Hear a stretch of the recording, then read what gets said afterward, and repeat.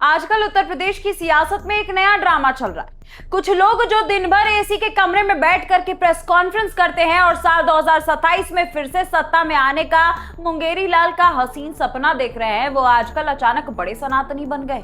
रोज सुबह उठ करके आस्था, मर्यादा और श्रद्धा की बड़ी बातें कर रहे हैं। मर्यादा का पहला नाम है प्रभु श्री राम और दूसरा नाम है हमारा संविधान। लेकिन जिन लोगों ने अपने पूरे राजनीतिक जीवन में ना तो राम की मर्यादा को माना और ना ही इस संविधान के लोकतंत्र को समझा, आज वो सरकार पर खिलवाड़ करने का आरोप लगा रहे हैं।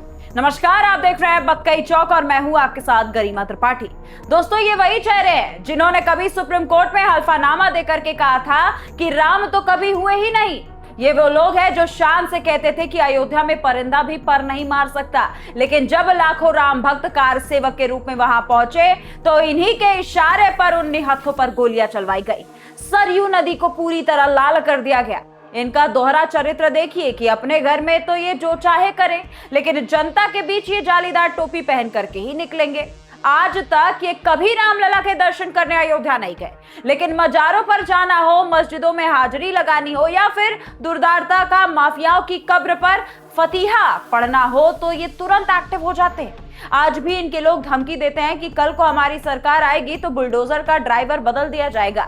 2-3 महीने पुलिस वालों के तबादले रोक करके उनसे पुराना बदला ले लिया जाएगा। अब जब अयोध्या के राम मंदिर में चढ़ावा चोरी का मामला सामने आया और मुख्यमंत्री योगी आदित्यनाथ ने तुरंत सख्त रुख अपनाते हुए एसआईटी जांच गठित कर दी, तो इन लोगों के पेट में जरा दर्द शुरू हो गया। जब बाबा ने कहा था कि जांच होगी और दूध का दूध और पानी का पानी होगा, तब इन लोगों को बड़ा मजाक लग रहा था। आरोप लगाए जा रहे थे कि छोटी मछलियों को फंसा करके बड़े मगरमच्छ को बचाया जा रहा है। लेकिन अब जब एसआईटी की जांच बड़े बड़े नामों तक पहुंच चुकी है, चंपत राय से 6-6 घंटे तक तीखे सवाल हो रहे हैं, बिचौलियों की लिस्ट तैयार हो रही है और जमीन खरीद घोटाले की परतें साफ खुल रही है, तो इन लुटेरों के बचाने के लिए फिर से वही पुराने चेहरे अब सामने क्यों आ रहे हैं? अखिलेश यादव आजकल सोशल मीडिया पर एक आरोपी को परिवार का वीडियो शेयर करके ट्वीट कर रहे हैं क्योंकि वो उनके पसंदीदा जाति का है, टिन्नू यादव। इस पर जनता खुद सोशल मीडिया पर पूछ रही है कि अखिलेश जी, जातिवाद के चश्मे से अपराधियों को देखना तो कम से कम बंद कर दीजिए। क्या किसी अपराधी का परिवार कभी कहता है कि उसका बेटा गुनहगार है? जब मुख्य आरोपी अविनाश शुक्ला के घर से 20 लाख रुपए से ज्यादा कैश, अमेरिकी डॉलर और सोना चांदी मिला, तब तो आपके मुंह में फेविकोल चिपक गया था। लेकिन जैसे ही टिन्नू यादव पर एक्शन होता है, आपकी पूरी पार्टी विक्टिम कार्ड खेलना शुरू कर देती है। जो लोग वकीलों की फौज खड़ी करके सालों तक राम मंदिर के निर्माण को रोकते आए, वो आज अचानक से राम भक्तों के हमदर्द बनने का ढोंग कब से करने लगे।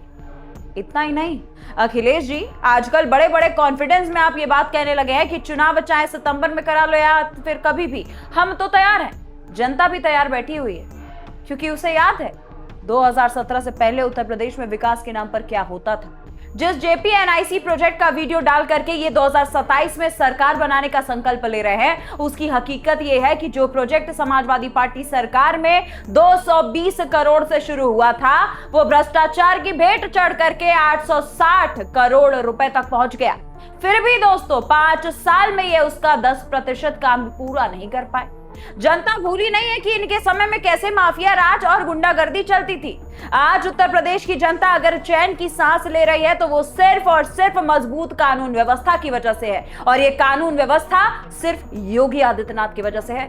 सामने जो टीम 24 घंटे चुनावी मोड में रह रही है, जो रात के 3 बजे तक अमित शाह के साथ बैठकें करते आ रही है, उससे लड़ने के लिए सिर्फ लंबे बाल हिलाने या एसी में बैठ करके तोते की तरह रटी रटाई स्क्रिप्ट पढ़ने से काम नहीं चलेगा। बाबा सूबे के मुखिया है, वो रोज काम कर रहे हैं और गुनाहगार चाहे कितना भी बड़ा हो, इस बार उसका नपना तय। आप इस बारे में क्या राय रखते हैं? कमेंट सेक्शन में लिखना मत भूलिएगा। वीडियो पसंद आए तो लाइक, कमेंट, शेयर जरूर करिए।